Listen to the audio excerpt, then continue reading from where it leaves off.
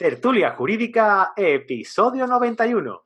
Hola, buenos días y bienvenidos a Tertulia Jurídica, el podcast donde los profesionales del derecho se quitan la toga y comparten su visión sobre temas de actualidad. Hoy tenemos un episodio especial, un episodio pero que muy especial de la mano de nuestros compañeros, amigos y colaboradores, la Mutualidad General de la Abogacía, de la mano de Rafa Navas y Fernando Ariza. Rafa, Fernando, muy buenos días. ¿Qué tal? Buenos días. Muy buenos días, Ángel. Nada, ¿cómo estáis? ¿Todo bien por Madrid? Pues muy bien.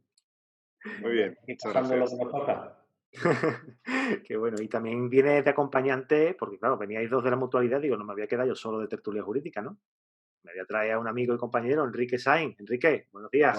Buenos días a todos. Y bueno, sí, siempre es un placer estar aquí y encima debatir hoy también con esas dos personas que creo que son que pueden hacer actividades muy interesantes. Sí. Hago una pequeña introducción. Rafael Navas es el director general y vamos a hablar hoy un poquito sobre previsión social, que se va a encargar él de llevar esta parte de la conversación. Y por otro lado tenemos también a Fernando Ariza, como he dicho, que es el director general adjunto y que va a hablar sobre los retos de la abogacía. Esta parte también es muy interesante y también la vamos a comentar durante el debate, esta charla que vamos a tener. ¿Qué os parece si hablamos un poquito de previsión, Rafa? Venga, adelante. Mira, pregunté, estaba en un grupo de WhatsApp con unos chicos y unas chicas que se quieren empezar a colegiar ahora para principios de año, de los que van a aprobar el examen ahora, en este que va a ser ahora en diciembre seguramente, y me planteaba una serie de preguntas. Es verdad que va en la línea de las charlas que tuvimos en julio, si mal no recuerdo, que hablamos sobre si me doy alta como mutualista, en qué me beneficia con respecto al RETA. Más que nada por dejar las cuatro cosas más claras y los cuatro puntos más importantes. Bueno, pues yo creo que hay algunas cuestiones muy diferenciadas, ¿no? Primero, que esto es un sistema personal e individual de cada uno. La seguridad social, como sabéis, está basada en un sistema de reparto y, por lo tanto, no hay unos derechos económicos reconocidos. Aquí, fundamentalmente en la mutualidad, sobre todo desde la transformación a la capitalización individual, lo que hemos hecho es otorgar derechos económicos individuales a cada mutualista y, por lo tanto, aquello que vas aportando siempre es tuyo, no es del colectivo como pasaba antes. Esto yo creo que es la diferencia más importante que hay entre uno y otro sistema. Es decir, en uno dependes un poco de la voluntad y de la solidaridad intergeneracional que tiene el colectivo total de los que están afiliados a la Seguridad Social, y aquí pues es un sistema individual donde nuestra previsión no la tenemos que hacer nosotros mismos. Y hay que hacerse en nuestra propia mochila y en función de nuestra capacidad económica y de lo que queramos aportar, pues así tendremos en el futuro la previsión que nos corresponde. Porque la parte en mi caso, por ejemplo, yo me colegio, me doy de alta como mutualista, estaría bueno que no lo hiciera. Y en mi caso, por ejemplo, entraría con la parte de, creo que son 50 euros, porque yo ya no estoy en Bueno, nada. tenemos evidentemente una cuota de entrada muy pequeña, que son 25 euros para el primer año y va un poco también por tramos de edad. O sea, creo que es hasta los 38 años 25 euros al mes, al segundo año 50, al tercero 75 y de ahí va creciendo. Es una escala progresiva en función un poco del desarrollo profesional que va teniendo el abogado. No es como cuando entras, en este caso, en el régimen de autónomos, donde sí que es cierto que hay una bonificación hasta el 18 meses o por ahí, en base a aquella ley de emprendimiento donde se aprobaron cotizaciones más bajas, pero a partir de ese momento, pues la verdad es que hay que pagar los 280 euros, que euros. son 300 euros casi, claro. Sí. Pero en este caso, por ejemplo, en el que te he comentado, en una persona de 35, 40 años, o sea, 35, 38 años, que no llega a los 100 algo de euros, la parte es reducida, pero no tan reducida por la edad, ¿no? De esa parte, una parte va a previsión social y otra parte pequeña va a ahorro, ¿no? O esa parte no Bueno, lleva a ahorro. prácticamente todo va a ahorro, ¿no? Porque luego Vale. una de las cuestiones que tenemos ahora mismo, de los 25 euros que paga alguien que se incorpora, todo va directamente a ahorro porque, entre otras cosas, las partes de riesgo, porque también estamos obligados a cubrir las contingencias que cubre la Seguridad Social, como es invalidez, fallecimiento, viudedad y todo este tipo de contingencias, incapacidad temporal profesional con la maternidad, la paternidad, todo esto el primer año está subvencionado por la propia mutualidad, ¿vale? Sí es cierto que luego, a partir de que se empiezan a pagar cuotas más superiores, pues hay una parte pequeña, precisamente porque los riesgos son pequeños para gente joven, que van la cuota destinada a este pago de pequeños riesgos y la parte fundamental va a constituir el ahorro que servirá para tu jubilación. Claro, porque por ejemplo, en el caso de una posible paternidad, entiendo, por ejemplo... Ahora mismo la paternidad desde el año pasado, desde el 1 de enero del 2020, desde este año, que ya con esto de la pandemia no sabemos en qué año vivimos, ¿no? Pues desde el 1 de enero la paternidad está equiparada un poquito mejor que lo que tiene la Seguridad Social. Está en 90 días, son 3 meses a 900 euros cada mes, que es un poco lo mismo que está la Seguridad Social. Se está estudiando el incrementarla a estos 4 meses, que es equiparable a la maternidad, al igual que la Seguridad Social a partir del 1 de enero de 2021. Va a tener que subir ese mes más de prestación, ¿no? O sea, los niños y las niñas de los mutualistas y mutualistas no vienen con un pan debajo del brazo, vienen con un pan y con los 900 euros mensuales. Además, yo creo que tenemos una ventaja y es que nosotros, evidentemente, es difícil de controlar. Es decir, es cierto que pagamos esta baja por paternidad, que no es una enfermedad, porque es que lo consideramos casi como una enfermedad. Y es precisamente para el disfrute y cuidado de los hijos, que yo creo que es lo suficientemente importante. No es una baja por maternidad ni por paternidad, es todo lo contrario. El disfrute de los niños durante estos 3 o 4 meses y, por lo tanto, pues estamos equiparados a la Seguridad Social. No, es interesante, está muy bien, en mi caso, porque quiero ser padre en corto o medio plazo y es bueno saber que esa parte está cubierta. Pues para ello, primero, ¿Cómo? Hombre, ponerse hay que ponerse, está claro. Otra de las cositas que sí me planteaba yo, porque me preguntaban también en el grupo, y parece que no quedó muy clara cuando lo explicamos la anterior vez que estuvimos juntos, era la incapacidad temporal, incapacidad permanente, incapacidad total, ¿no? Sí. Hay ocasiones en las que hay seguros de salud en los que este tipo de contingencias vienen cubiertas, pero siempre suelen tener carencias. Sí. De 6, 12 meses, un año, lo que sea, ¿no? Bueno, ¿En el caso de mutualistas tienen algún tipo de carencia, Rafa? Bueno, aquí hay que diferenciar. En la parte de incapacidad temporal profesional, ¿vale? Pues evidentemente somos una aseguradora y las primas tienen que resultar suficientes para poder pagar los siniestros.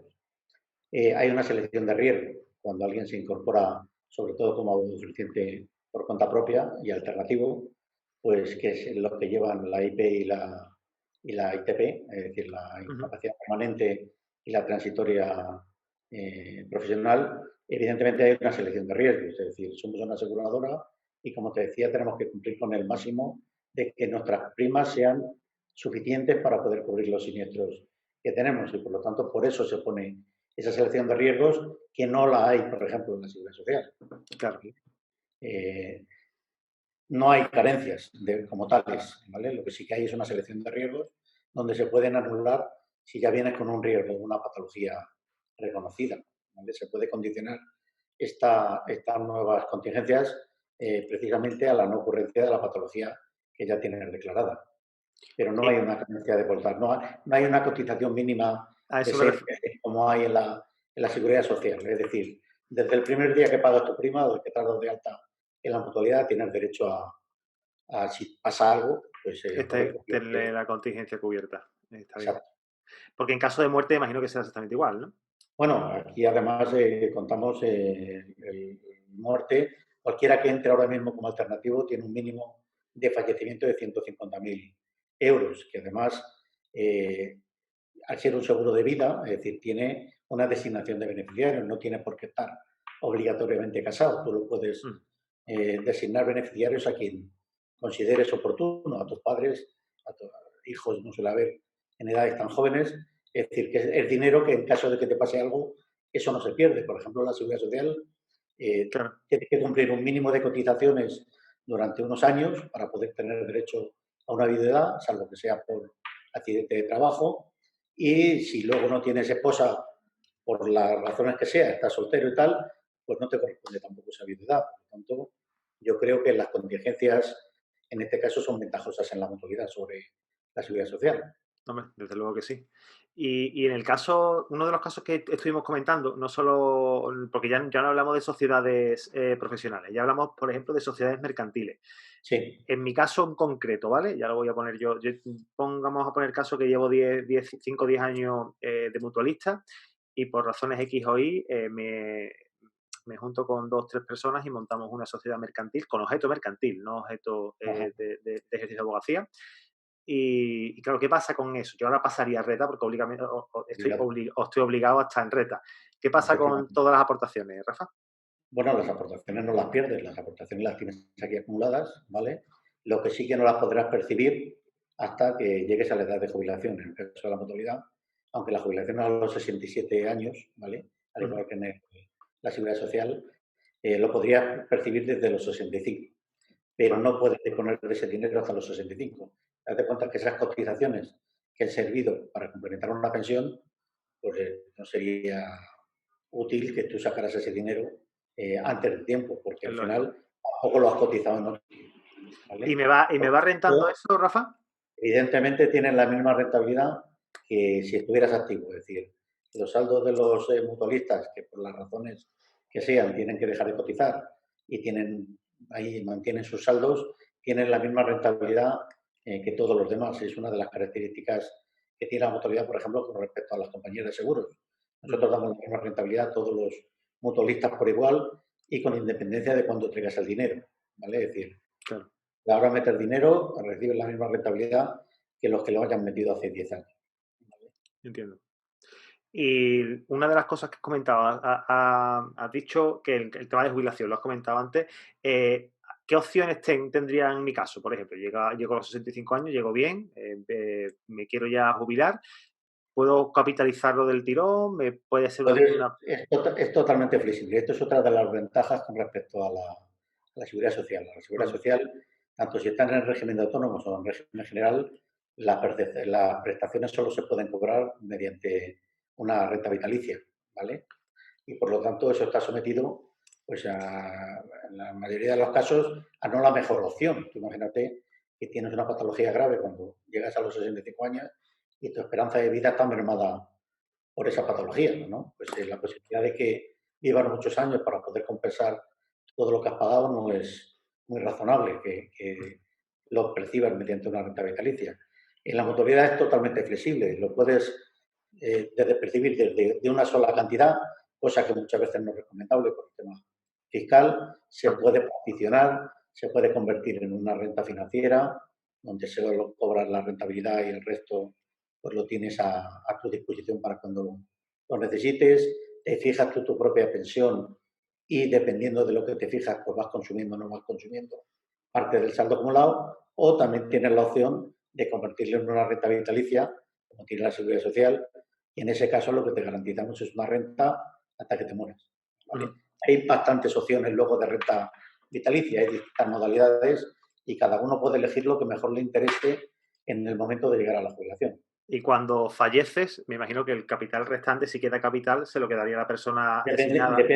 Sí, es decir, que depende también qué opción elijas. La renta vitalicia normalmente, las rentas vitalicias puras que se llaman, lo que tú haces es aportar un dinero a cambio de que yo te garantizo una renta hasta que te mueras. En ese caso, lo que estoy es apostando ese dinero a que voy a vivir mucho tiempo. Si resulta que eso va por cálculos actuariales y por esperanza de vida, si resulta que tú falleces pues antes de lo previsto, pues perderías el dinero, pero es una de las posibilidades, claro. Y porque tú has aceptado esa condición. Hay otro tipo de renta vitalicia donde tiene reversión al cónyuge o a un hijo o a quien tú quieras. Evidentemente, cuanto más cabezas hay, menos dinero te corresponde percibir periódicamente. Pero bueno, la renta vitalicia ahora mismo es una modalidad de entre otras muchas que hay. Es decir, a mí me gustan particularmente más las rentas financieras, porque además tú puedes percibir una renta financiera y si dentro de 2 años, o dentro de 6 meses, o dentro de 5 años decides llevarte el dinero, te lo puedes llevar el remanente o lo puedes convertir en otro tipo de prestación. Claro. ¿Vale? Bueno, es totalmente flexible y se adapta a las necesidades que tenga el mutualista en el momento de la jubilación. Qué bien explica, Rafa, de verdad. Qué claro eres, hijo. ¿Te estás enterando tú? Es que... Estoy tomando nota yo también, ¿eh? Es que no habláis. Esto me lo debería saber, pero siempre que le escucho aprendo algo, así que... Está Enrique y Fernando los dos tomando nota, como si estuviéramos en el colegio. Eso es para hacer preguntas luego.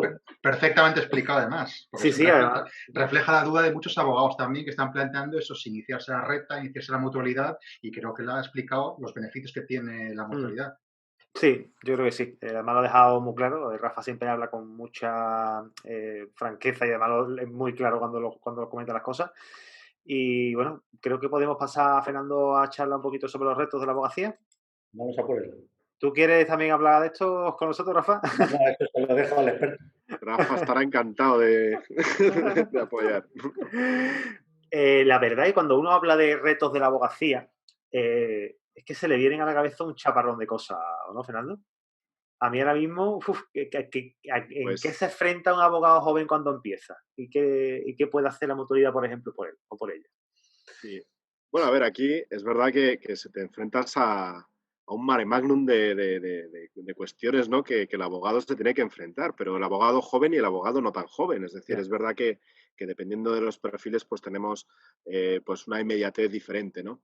Pero bueno, la verdad es que al final, mira, yo tengo que reconocer que os hago estas reflexiones sin ser abogado, ¿eh? O sea, que nadie me tome por impostor, lo primero, y que cada uno habla de lo que sabe, pero sí es verdad que como ciudadano y como cerca de la abogacía que estoy todos los días, pues bueno, tengo cierta opinión formada, ¿no? Y ahí lo que veo es que realmente la abogacía lo que tiene que responder es a los retos que tiene la propia sociedad, ¿no? Es decir, ¿cuáles son los principales retos que tiene la sociedad en este siglo XXI? Si todos miramos, no como abogados, sino como ciudadanos, diríamos, pues los retos tecnológicos y digitales. Pues es evidente, ahí la abogacía, pues desde el punto de vista de usuario de esa tecnología, de cliente y de competir, incluso que tendrá que competir contra la tecnología, pues tiene retos importantes, ¿no? Los retos vinculados a, no sé, a cambio climático, ¿no? Que es otro de los 2 o 3 grandes retos que tenemos ante nosotros. Pues ahí todos los cambios de regulación, la transformación de las propias compañías, de los sectores productivos, de los poderes económicos.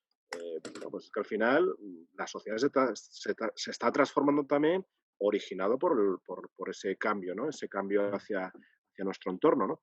Entonces ahí tiene que estar preparada y ayudarnos, a la abogacía tiene que ayudarnos para articular esa nueva sociedad, ¿no? ¿Tú crees que hay un poquito se es reacio? Porque tú tienes el sector de la abogacía tan cerca que y tantos abogados y tantas abogadas tan cerca que eres capaz de sentirlo, ¿no? ¿Tú crees que se es tan reacio de verdad a la aplicación de tecnología, el abogado?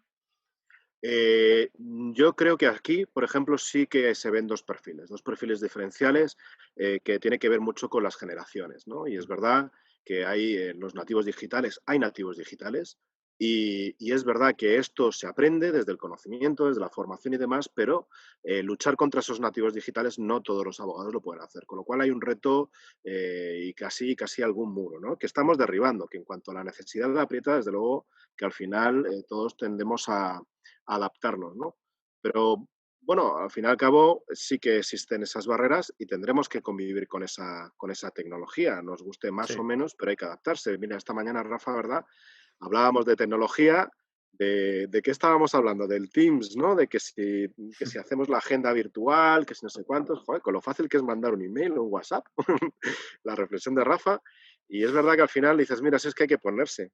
Si en 10 días te has puesto, seguramente nos hemos adaptado también a estas nuevas herramientas.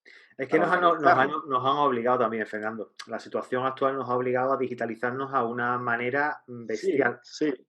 Nos han obligado, pero ¿por qué no decimos lo mismo de la abogacía? También os lo lanzo como reflexión. Yo no estoy tratando de dictaminar nada, ¿no? Pero como reflexión, porque al fin y al cabo, si las máquinas, los robots, los procesos robotizados, los procesos automáticos nos ayudan a nuestro día a día, nos quitan tiempos de trámites, nos dan cierto diagnóstico, predicción acerca de los diferentes casos, etcétera, y dices, joder, ¿por qué no me voy a ayudar de esa tecnología? ¿Por qué va a ser un enemigo? ¿Por qué va a ser un reto? Claro. Es que yo creo, Fernando, que ahí le has dado el pie, porque hay mucha gente, muchos abogados que ven a esta nueva tecnología, al mundo de la robótica, como un enemigo. no son enemigos. Es Bueno, decir, debemos sí, aprender sí, también sí, a sí. compaginar con ellos, a trabajar con ellos, porque Sí, sí, sin problemas, duda. problemas de tecnología, que decir, ahora mismo, por ejemplo, salvo los abogados puristas, pero sigue habiendo, pero hay máquinas o inteligencias artificiales que nos ayudan, por ejemplo, a buscar jurisprudencia, que nos ayudan a calcular las costas. Eso nos quita trabajo, que decir, yo creo que a los abogados estas determinadas cosas sí nos ayudan. Por eso yo creo que como abogado, que si yo estoy de la visión como abogado, es verdad que puede asustar un poco de decir, pensar un mundo controlado, ya no digo como las máquinas, ya no vamos a remontarnos a libros como el de Yo Robot, de Isaac Asimov o Blade Runner, incluso esto, pero ¿por qué no compaginarlos? Es decir, yo creo que nos puede suministrar una buena ayuda el mundo Sí, de la pero tecnología. yo creo que el problema, sinceramente, el problema que yo veo aquí es una falta de conocimiento de lo que la tecnología puede hacer. Entonces, cuando yo hablo de automatización de procesos y hablo de, digamos, aplicar tecnología a la abogacía, yo no hablo de que el programa le deja el botón y que me redacte la demanda. Eso, yo no estoy hablando de eso en ningún momento. Lo que pasa es que si es cierto que si estás en una posición un poquito más cerrada a aceptar estos cambios, te estás imaginando que el ordenador solo está redactando la demanda. Pero si es que aquí el proceso manual, el proceso artesano desaparece. Pero es que no estamos hablando de esto, estamos hablando de que yo tenga un sistema de CRM, de gestión de clientes, que le envíe directamente al cliente un correo electrónico avisándole que dentro de una semana vamos a tener una vista y que y que al día siguiente va a hacer el juicio y que nos planteemos allí sin yo tener que estar enviándole un correo electrónico. Y eso lo hace una máquina de manera autónoma, que eso es beneficio para todos, porque el cliente no se le pasa, tú no tienes que estar encima porque se está conectando con la agenda. O sea, eso es maravilloso y eso es una de las cosas más sencillas que se pueden hacer de automatizaciones. Luego hay un montón de cosas que también se pueden hacer. Sí, pero mira, Ángel, estás haciendo una reflexión muy válida, como las herramientas como ese instrumento que nos puede ayudar a mejorar, facilitar nuestro día a día, es decir, a crecer, ¿no? Al fin y al cabo. Bien, pero es que vamos a hacer dos puntos de vista adicionales, ¿no? Uno, que si la abogacía tiene que estar del lado del ciudadano, siempre, también puede no solo facilitar la vida, sino va a encontrar oportunidades profesionales en ese entorno vinculado, por ejemplo, a los desarrolladores de software de inteligencia artificial, pues, que van a necesitar abogados para hacer esos contratos, para garantizar el buen uso, etcétera. Los usuarios de inteligencia artificial o los que sufran algún daño, con más motivo, ¿no? Necesitarán también a esos profesionales de la abogacía, con lo cual la abogacía tiene que adaptarse y conocer lo que tenemos ante nosotros, ¿no? O sea, por un lado ayudarnos, por otro lado conocerlo para servir a los ciudadanos. Y luego también Enrique decía dos palabras fundamentales. Una, miedo, que es la palabra, hay mucho más miedo que esperanza en todo esto, ¿no? Y creo que eras tú luego, Ángel, la palabra conocimiento. Mira, yo os hago una reflexión, que no queda como que estoy diciendo lo que es ni lo que debería ser, sino simplemente como reflexión. Es verdad que las máquinas, los robots, nos quitan trabajo. Sí, nos quitan trabajo. Pero no nos quitan trabajo y se destruye, sino simplemente el trabajo se está transformando, ¿no? Es que venimos conviviendo con máquinas más de 2 siglos y quizás es el momento de la historia de la humanidad que más empleo hay, ¿no? Pese a las dificultades que tenemos ahora coyunturales, digo a nivel global, ¿no? Sí, sí, sí. O sea, pues ¿por qué no vamos a apostar por esto? Y has dicho la palabra conocimiento, y es que también me parece clave, porque yo creo que la apuesta está ahí, la apuesta está en el conocimiento. Mira, las sociedades más robotizadas, podemos decir, ¿no? Que, pues, imaginaos los países que estamos hablando, Japón, Corea del Sur, Alemania, etcétera, ¿no? De cada 5 empleos de cada 2 empleos que se destruyen, se crean 5, ¿vale? ¿Por qué? Porque apuestan por el conocimiento, Claro. ¿vale? Con tasas de desempleo menores del 5%. España, Igual que aquí.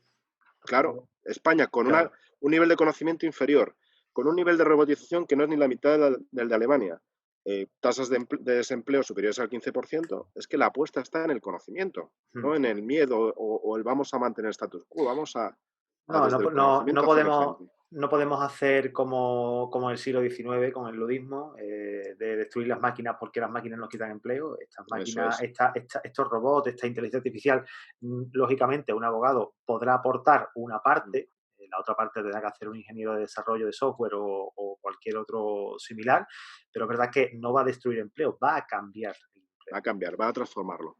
Mm. Yo suelo decir una frase mucho que es que no hablemos del futuro del trabajo, sino que hablemos del trabajo del futuro, ¿no? Es que Sí. ahí el matiz ese Qué buena frase. es importante, ¿no? Mm.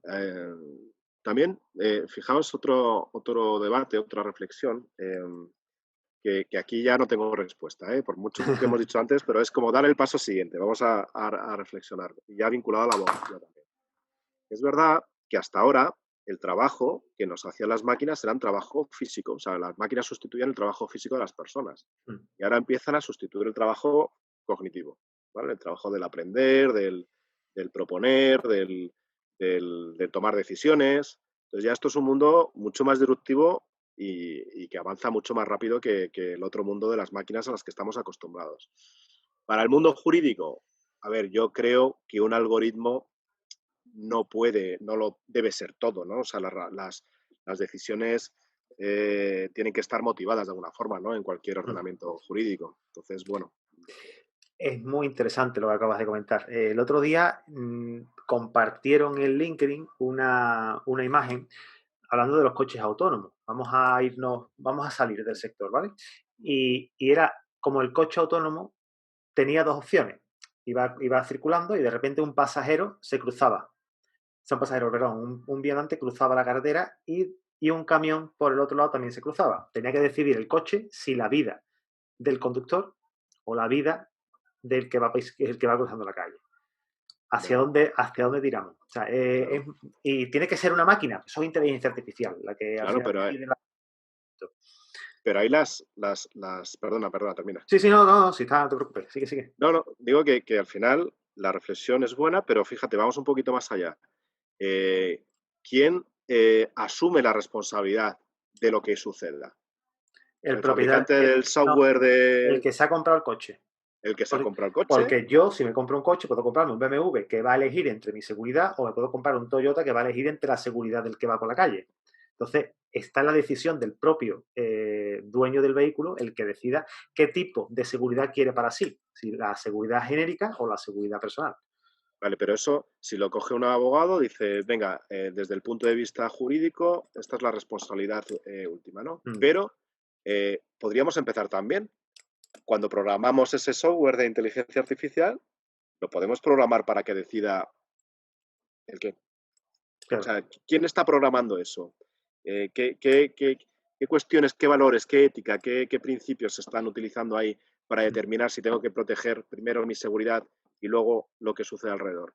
Yo ese ejemplo lo había oído, muy parecido, la verdad es que me parece muy, muy bueno, ¿no? Lo había oído con un poquito más dramático, ¿no? Con la madre que está cruzando un paso de cebra con el carrito del niño, o sea, como para poner muy en evidencia que tiene que tomar una decisión que a lo mejor a ti solo podría ocasionarte unos pequeños daños, sin embargo era dramático los daños que podían ocasionar a esa familia que estaba cruzando. Y bueno, pues el software tenía que decidirlo. Claro. A mí me parece muy curioso, ¿no? Ya dejamos un poquito el tema más ético, yo creo, y nos vamos al trabajo, ¿no? La inteligencia artificial aprende. O sea, un ordenador es capaz de aprende de errores y aprende del funcionamiento y de las órdenes que le está dando la persona que está detrás. Si la persona que está detrás es un letrado, de hecho, por ahí hay algún software ya que contesta preguntas legales básicas, pero que va el software aprendiendo en base al que detrás ha habido un letrado que está escribiendo y que esas líneas de comando que va tecleando, que son básicamente respuestas a una pregunta directa, sabe dónde la ha ido a buscar. O sea, se va al Estatuto de los Trabajadores y se va al Estatuto y se va al artículo 55. Pum, aquí lo tiene. Se lo copia y se lo dice. Y va el programa, esa información ya la ha guardado. Ya se la ha quedado. Si alguien le pregunta alguna pregunta similar, teniendo en cuenta esa ejecución de preguntas, le va a dar esa respuesta. Pues hace falta también un abogado que esté detrás y un abogado que revise que eso esté correcto. Exactamente. que no ha cambiado nada, porque también las actualizaciones normativas ahí están. Exactamente, pero también es verdad que si estás utilizando las máquinas como esa herramienta que te está ayudando en tu día a día, pues al final lo que tiendes es a dar por bueno lo que la máquina te está diciendo, aunque la decisión última no sea suya. Por eso, mi mensaje es que el abogado tiene que estar al principio, cuando se programa esa máquina. Hmm. Cuando está el programador de software, que eso no va a haber quien lo entienda, ni quien vuelva para atrás, si hay algún error en la máquina, volver para atrás es prácticamente imposible, ¿no? Pero por eso el abogado tiene que ser garante de todas esas situaciones que puedan darse antes. Mira, eso os pongo un ejemplo en la mutualidad. Íbamos a sacar un chatbot.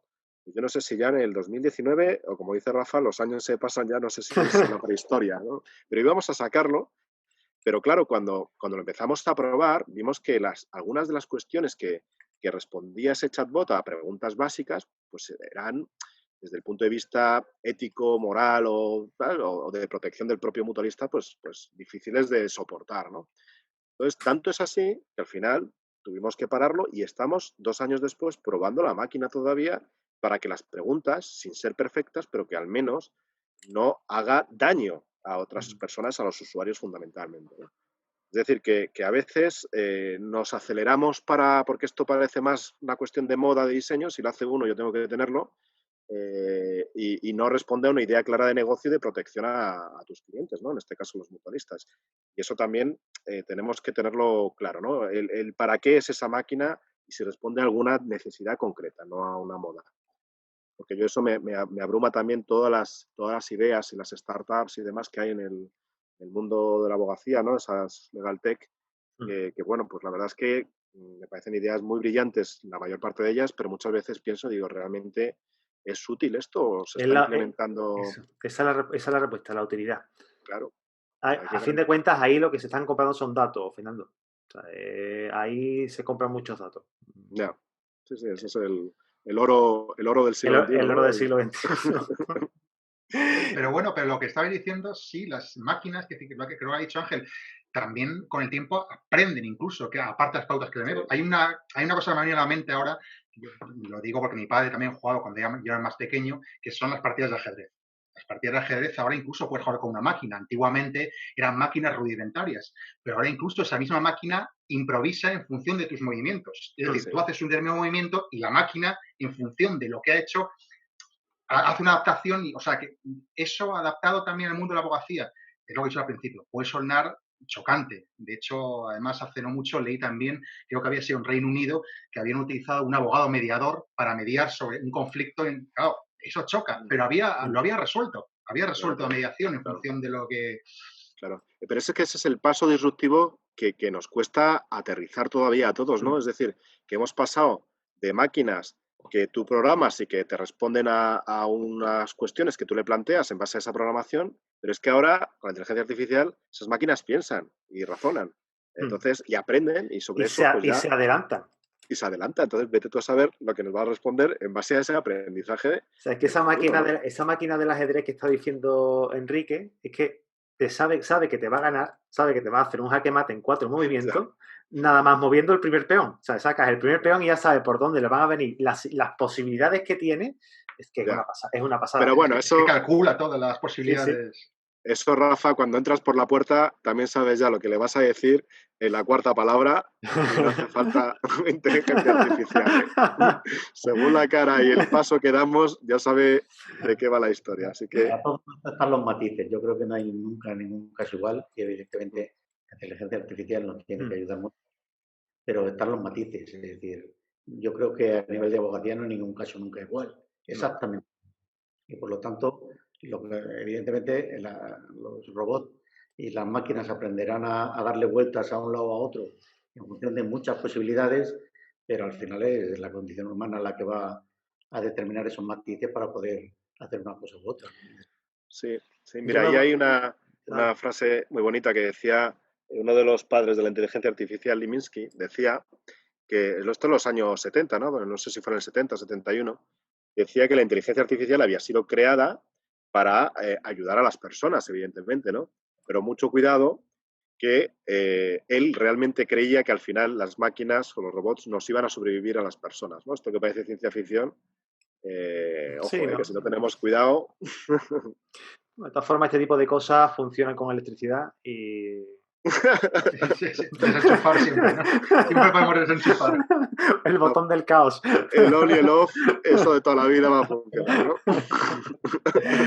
Oye, muy guay la charla que estamos teniendo sobre tecnología, inteligencia artificial, machine learning, me encanta, me está encantando.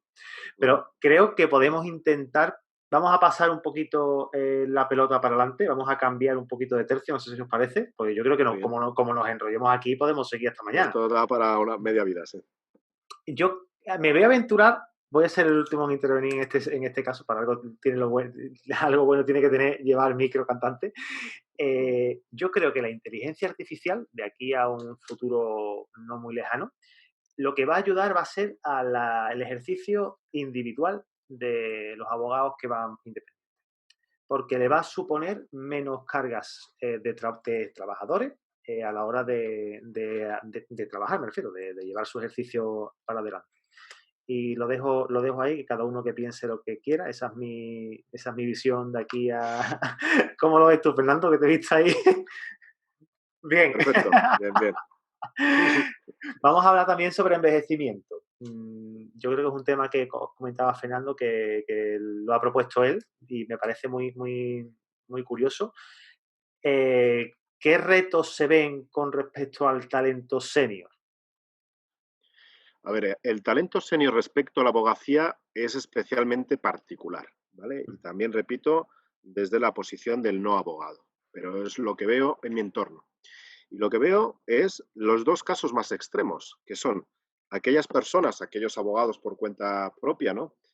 Abogados puros, digamos, ¿no?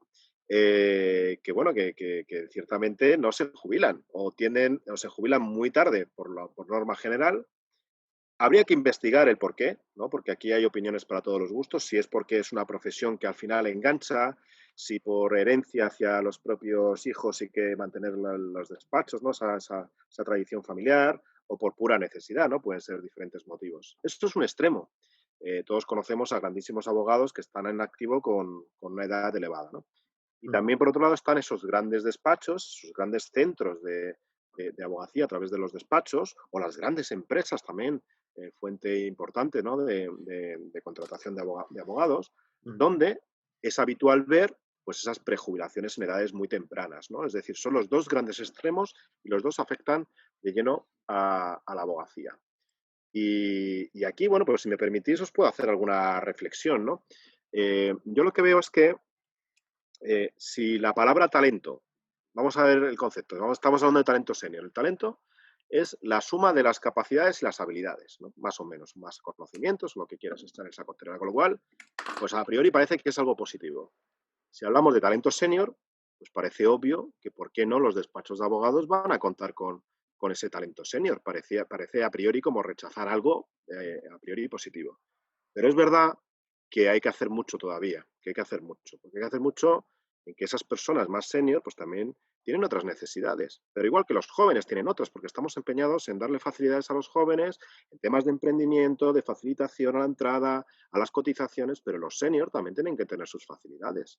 Es decir, me refiero a la flexibilidad laboral, porque tienen otras demandas, los beneficios sociales. Pues evidentemente tienen los beneficios sociales en otras necesidades muy diferentes a las que tienen pues, unas madres o unos chavales recién incorporados o alguien que está estudiando, más.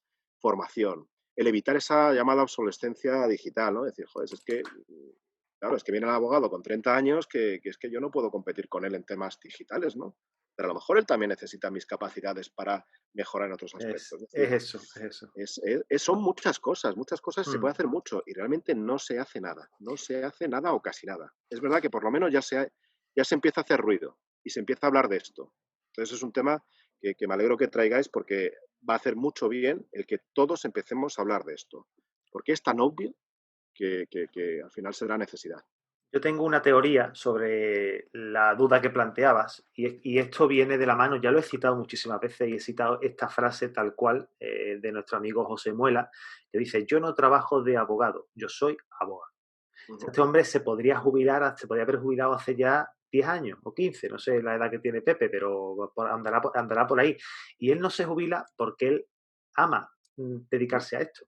Entonces, puedo entender que un abogado corporativo que están sometidos a una presión brutal, muchísima carga de trabajo, pues tengo una prejubilación a los 60, a los 50 y largo. Vale, lo puedo comprender porque aparte son trabajadores por cuenta ajena, unos salarios altos, costes salariales altos, entonces, bueno, todo va de la mano, ¿no?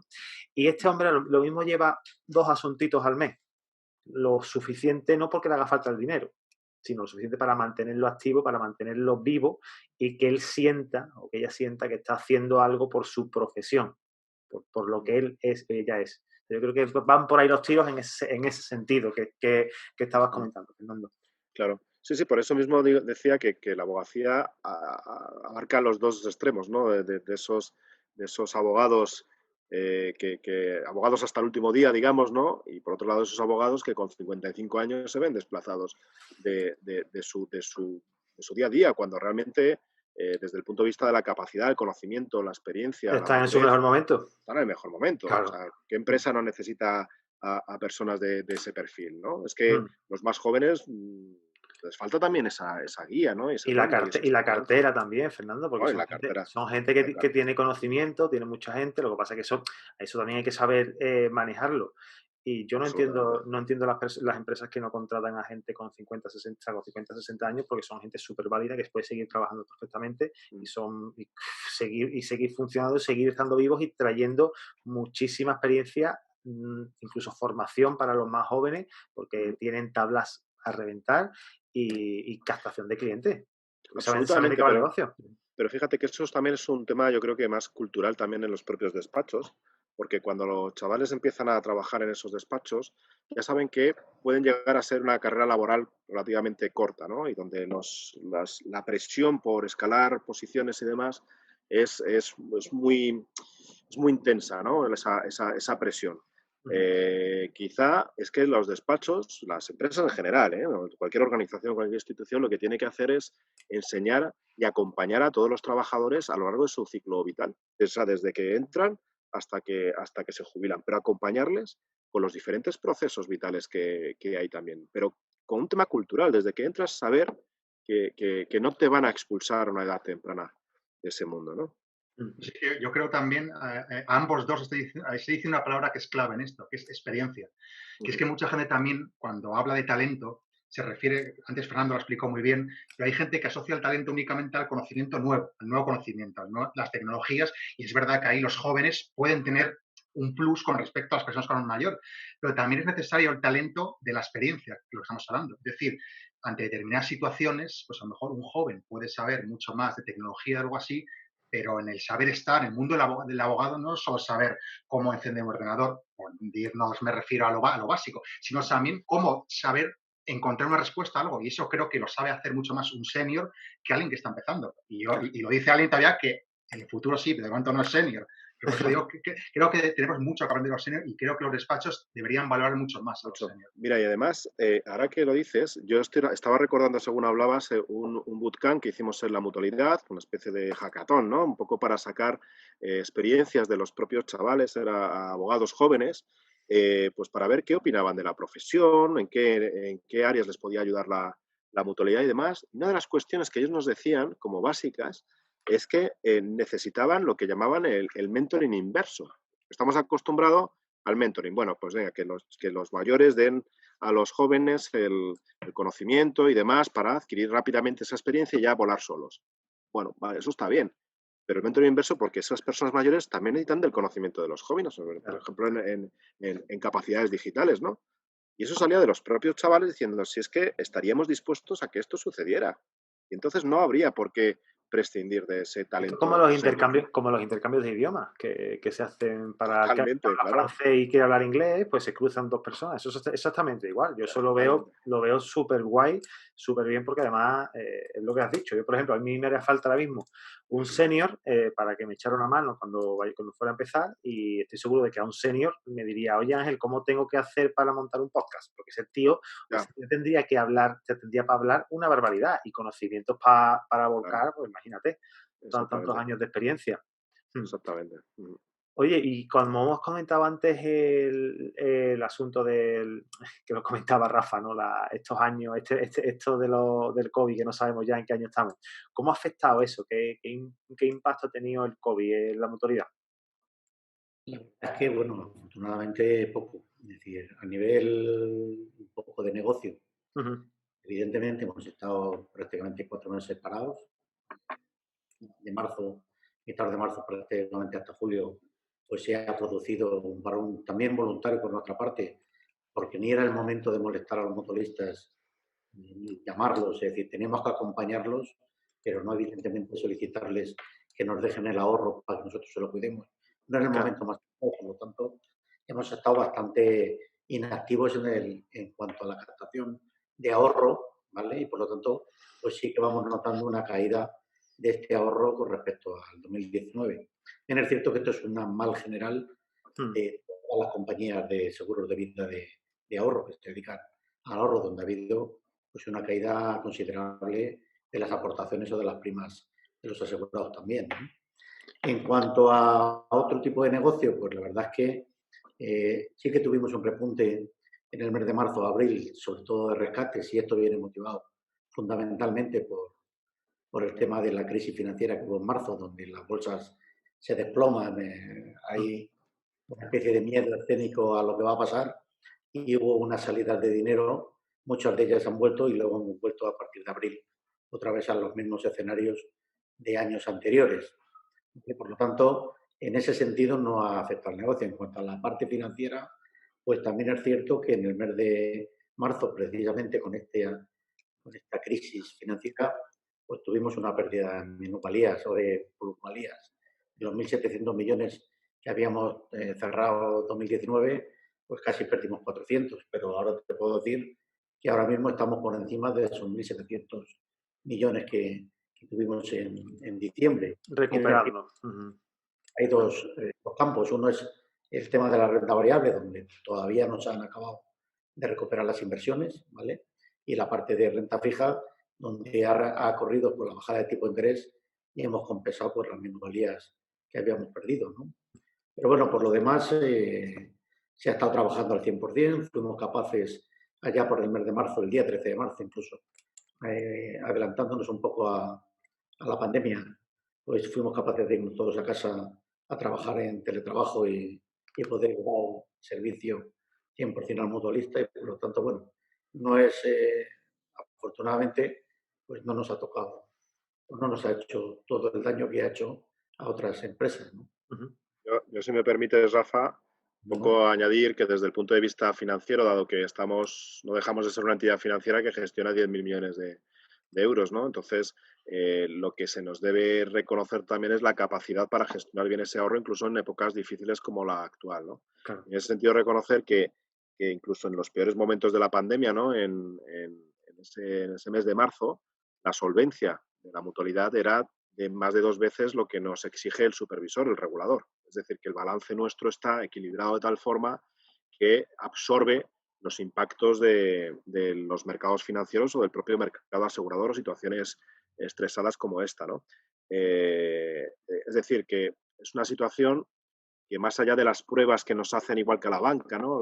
Desde Europa, ¿no? Situaciones de estrés y a ver cómo aguantamos, ¿no? En situaciones complejas, es que situación más compleja que esta que hemos vivido es difícil y aún así la solvencia y la garantía de la mutualidad es muy, muy, muy elevada, ¿no? Eh, por tanto, la continuidad de negocio, tal como lo tenemos concebido, está fuera de duda, algo que el sector asegurador, en líneas generales, sí se ha visto afectado, ¿no? Claro. Esto es importante porque no dejamos de ser una institución de ahorro y de confianza. Y en ese sentido, pues confianza absoluta, porque la solvencia está fuera de duda. Pues conmigo contáis, ya sabéis, que yo me quiero colegiar en diciembre, noviembre, diciembre y conmigo vais a contar seguro, os lo digo Muchas desde ya. gracias, Ángel. Es que es verdad que no me fío mucho del sistema actual de pensiones, ¿para qué os voy a engañar? Bueno, eso está difícil. Está raro. ¿Queréis que hable un poquito sobre eso? Venga. Sí, claro que sí. Sobre Sí, sí. el sistema de reforma de pensiones y los Sí. autónomos también, de previsión. Pues mira, además es buen momento porque ahora mismo estamos, pues, parece que está anunciando ya el propio ministro de Seguridad Social, anunciaba hace muy poquitos días que está muy cerquita el acuerdo del Pacto de Toledo por fin, ¿no? Que es una gran noticia. Y lo que hay que ver es finalmente en qué consiste esa reforma del sistema de pensiones, ¿no? Uh-huh. Y ahí, vamos, yo creo que no debe haber, esto es como lo de la COVID, y permitidme la comparación, que a lo mejor es un poco frívola, ¿no? En la COVID se habla de si tenemos que decidir por economía o por salud. Yo creo que por ninguna de las dos son importantes, ¿no? Y en el sistema de pensiones, pues prácticamente algo muy similar, en el sentido de tenemos que decidir si hacer el sistema sostenible o hacer que la pensión sea suficiente y digna. Pues es que las dos cosas, tenemos que tratar de garantizar las dos cosas, tener una pensión digna a todos los españoles, pero adicionalmente con un sistema que sea sostenible, ¿no? Por tanto, ahí está el debate en el Pacto de Toledo y ahí es donde estamos expectantes a ver qué nos dicen nuestros mayores, ¿no? Nuestros mayores. Los senior. Los seniors, hay que confiar de los seniors, ¿no? Pero Los no. senior de la política. Por cierto, los senior, que en el Parlamento hay solo 11 personas mayores de 65 años. De los 300 y pico diputados, 11 personas. Ahí lo dejo. Ya, ahí meto esto porque es un dato, ¿eh? Déjalo caer. El otro día me crucé, y vamos terminando pronto porque normalmente más de una hora ya es muy largo. El otro día me crucé con una publicación de la Mutualidad hablando de la fundación, perdón, de la Mutualidad, en el que tenéis para emprendedores, lo diré, una especie de concurso o algo así, ¿no era, Rafa? Sí, el lab jurídico. Será, eso, ¿no? el lab jurídico, efectivamente. De eso podríamos hablar también un día, estaría guay. Sí, además, a lo mejor no somos las personas más idóneas, porque hay gente que está trabajando directamente en el proyecto y te puede aportar mucho más que... Es un tema muy, muy interesante, porque al fin y al cabo lo que también en varios foros que hemos comentado con los jóvenes abogados, pues al fin y al cabo lo del emprendimiento es algo que ellos no emprenden no porque no quieran, sino porque no pueden. Entonces lo que tratamos es darles estas facilidades. Y esta es una de las grandes facilidades que tratamos de dar y con muchísimo éxito en el mundo de la abogacía joven, en el cual, pues primero tenemos las diferentes fases de lo que puede ser ese lab jurídico, ¿no? De lanzamiento, de la posterior fase de preincubación, luego de incubación, y al final, bueno, pues ayudamos a montar lo que podría ser ese mínimo proyecto viable o esa empresa, ¿no? Llama entre comillas. Entonces es algo que está teniendo mucho éxito. La verdad es que ha sido un proyecto muy bonito. Muy bonito. Y la gente está respondiendo muy bien a ello, la verdad. Y recuerda, Rafa, en ese bootcamp que hacíamos, cómo nos decían, yo no emprendo, porque decíamos que uno de los retos de la profesión es que cada vez hay menos abogados por cuenta propia y más por cuenta ajena, ¿no? Entonces, claro, les preguntábamos que esto por qué era. Pues porque es que no tengo oportunidades de emprender. Esta era la respuesta. Y esto les facilita el dar ese paso, ¿no? Esa ayuda, ese impulso, esas facilidades. Es verdad que hay una falsa creencia de que para emprender se necesita muchísimo dinero. Y es verdad que se necesita dinero porque no es gratis, pero esto de Internet nos ha abierto la puerta y nos ha hecho que la barrera de entrada, según qué tipo de actividades, no es lo mismo montar una fábrica de zapatos, que obviamente conlleva un montón de dinero, que montar, por ejemplo, un servicio de asesoramiento online que tampoco es que se pueda hacer con tanto dinero, se puede hacer con un presupuesto relativamente corto, ¿no? Chiquitito. Pero eso hay que desmitificarlo y hay que reunirse y juntarse con profesionales que sepan de qué va el asunto. Y yo creo que ahí sí podéis ustedes aportar bastante, podéis ayudar muchísimo. Sí. Me dejaré caer para la siguiente, contar con ellos. Sí, te invitamos, sí. Bueno, familia, oye, llevamos mucho rato. ¿Qué os parece si cortamos y otro día seguimos la conversación? Pues nada, una pena, pero bueno, pero hay que hacerlo. Yo seguía, si no fuera porque tengo más cosas que hacer, no tengo problema ninguno. Oye, Rafa, muchísimas gracias por tu tiempo. Fernando, lo mismo te digo, muchísimas gracias por tu tiempo. Enrique, tú sabes, esta es tu casa, no te digo nada. Muchísimas gracias a todos y a ti que nos estás escuchando, darte las gracias por escuchar este programa. Recordarte que nos puedes escuchar a través de la web www.tertuliajuridica.com. Quiero darte las gracias por los me gusta en Spotify y en iVoox y también por las valoraciones de 5 estrellas que nos haces en los reproductores de Apple Podcast.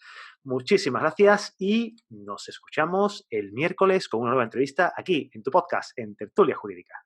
Chao.